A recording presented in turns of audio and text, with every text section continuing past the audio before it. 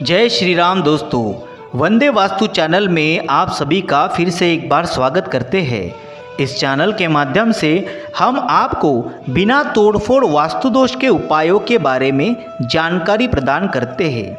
आज के इस टॉपिक में देखेंगे, यदि आपके घर में आपके बच्चों का पढ़ाई में मन नहीं लगता, यदि आपको आपके कामों में समस्याएं उत्पन्न हो रही है, काम करने के लिए आलस उत्पन्न हो रहा है, तो इसका कारण है कि आपके घर के गुरु ग्रह के स्थान में कुछ वास्तु दोष है। आइए जानते हैं इन वास्तु दोषों के उपायों के बारे में। वीडियो को अंत तक देखें। अगर चैनल को सब्सक्राइब नहीं किया है तो चैनल को कृपया सब्सक्राइब कीजिए। दोस्तों, हमारे जीवन में हमें कार्य करना बहुत ज़रूरी है। अगर हम सही दिशा में सही कार्य करते हैं तो इसके मेहनत का फलस्वरूप हमें अपने जीवन में प्राप्त होता है। मगर कई बार ऐसा होता है कि हम कोई कार्य करते हैं तो उसका फल हमें हमारे जीवन में नहीं मिलता है। कभी ऐसा होता है कि हम जिस दिशा में कार्य कर रहे हैं वो दिशा ही गलत थी, हमारी मेहनत बेकार हो जाती है। कभी कभी आपको ऐसा भी लगता है कि कोई भी काम ना करूं, चुपचाप बैठे रहूं। कभी बच्चों को भी ऐसा लगता है कि आज पढ़ाई नहीं करना है, या फिर मेरा पढ़ाई में मन नहीं लगता है, या फिर वो पढ़ाई तो करते हैं मगर उनको मनचाही सफलता प्राप्त नहीं होती है। इन सभी दोषों का एक ही कारण है कि आपके वास्तु में, आपके घर में गुरु ग्रह का वास्तु दोष। जी हाँ दोस्तों, गुरु ग्रह ही हमारे जीवन में हमें सही मार्ग, सही कार्य करने के लिए प्रेरित करते हैं, सही मार्ग दिखाने के लिए मार्गदर्शन करते हैं। यदि हमारे घर में गुरु ग्रह संबंधी वास्तु दोष है तो इससे हमारे जीवन में कार्यों को करने की गति कम हो जाती है और हमें उन कार्यों का उचित फल प्रदान नहीं होता है। हमारा दिमाग कहीं और घूम जाता है, सही दिशा में नहीं चलता है।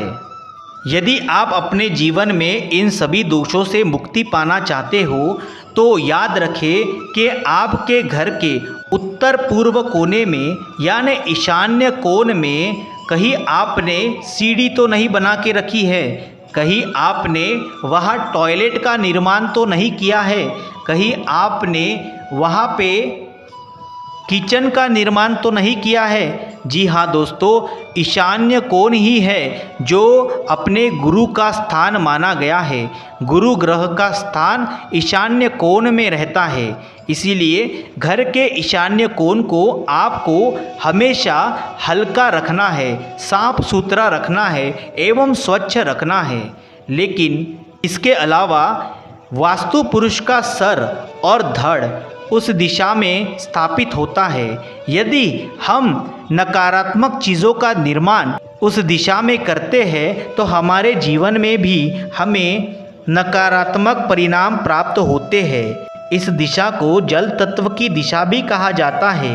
यदि किसी कारणवश आपने ईशान्य कोण में यानी गुरु स्थान में टॉयलेट बनाया है, या फिर सीढ़ियाँ बनाई है, या फिर आपने वहाँ किचन का निर्माण किया है, तो इसके उपाय हमारे वास्तुशास्त्र में दिए गए हैं। जी हाँ दोस्तों, बिना तोड़फोड़ किए आप इस दिशा में इन उपायों को करके आप अपने जीवन की इन परेशानियों को दूर कर सकते हैं। उसके लिए आपको उत्तर दिशा में तुलसी के पौधे लगाना है। जितने ज़्यादा आप उत्तर दिशा में तुलसी के पौधे लगाएंगे उससे आपके घर के गुरु स्थान को सकारात्मक ऊर्जाएं प्राप्त होगी। इस दिशा में कभी भी चप्पल जूते नहीं रखना है। इस दिशा को हमेशा साफ सुथरा एवं स्वच्छ रखें। इस दिशा में यदि आप भीमसेन कपूर की एक बड़ी रखते हैं, उत्पन्न हो रही नकारात्मक ऊर्जाओं को नष्ट किया जा सकता है। इसके अलावा आप यदि उस दिशा के बाहरी भाग में सफ़ेद कलर का एक बल्ब रात को जलाते हैं तो इससे उस दिशा में सकारात्मक ऊर्जाएं उत्पन्न होती है और आपके गुरु स्थान को बल मिलता है। यदि उस दिशा में आपका टॉयलेट बना हुआ है तो उस टॉयलेट को हमेशा बंद रखें। उस टॉयलेट के अंदर आप सफ़ेद कलर का पेंट लगवाएं और एक हल्के नीले रंग का बल्ब हमेशा शुरू रखें। ऐसा करने पर भी वास्तु दोष कम होगा। अगर आप अपने घर के ईशान्य कोण यानी गुरुस्थान में जल से भरा हुआ तांबे का घड़ा रखते हैं तो इससे भी उस दिशा में सकारात्मक ऊर्जाएं उत्पन्न होती है।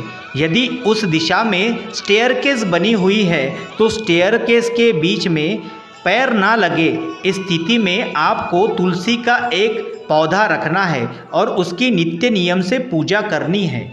यदि आपके घर के ईशान्य कोण में किचन बनी हुई है तो अपने किचन में हमेशा चारों कोनों में कपूर की बड़ी रखें और उसके साथ में आप फिटकरी का टुकड़ा भी रखें और कोशिश करें कांच के बाउल में यदि आप समुद्री नमक को रखते हैं और उसे हर 15 दिन में चेंज करते रहते हैं तो इससे भी आपके गुरुस्थान यानी ईशान्य कोर की सकारात्मक ऊर्जाएं बढ़ जाती है।